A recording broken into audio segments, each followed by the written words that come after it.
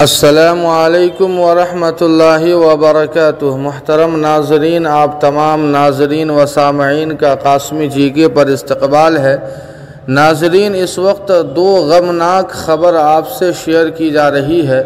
سب سے پہلی خبر دارالعلوم ندوۃ العلماء کی مجلس شورا کے رکن، بہار کی مشہور و معروف علمی شخصیت خانقاہ پیرد مڑیا کے سابق سجادہ نشین بزرگ عالم دین حضرت مولانا سید سلمان حسینی ندوی کے سمدھی حضرت مولانا شاہ حسن مانی بھاگل پوری صاحب بھی اس دنیا سے رخصت ہو گئے۔ اللہ پاک مرحوم کی بال بال مغفرت فرمائے اور ان کے اہل خانہ کو صبر جمیل نصیب فرمائے۔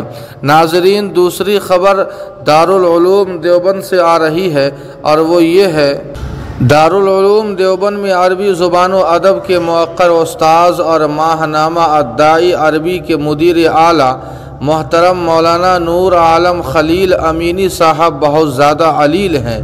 2-3 دنوں سے سخت بخار ہے۔ اب تک دیوبند میں ہی علاج چل رہا تھا۔ ڈاکٹروں کے اصرار پر ضروری معائنے کے لیے آج مظفر نگر لے جایا جائے گا۔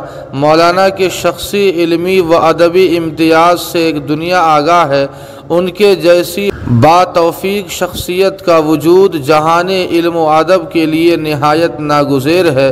مولانا کے تلامذہ اور ان کی عربی و اردو کتابوں سے مستفید ہونے والے ہزاروں کی تعداد میں پوری دنیا میں پائے جاتے ہیں۔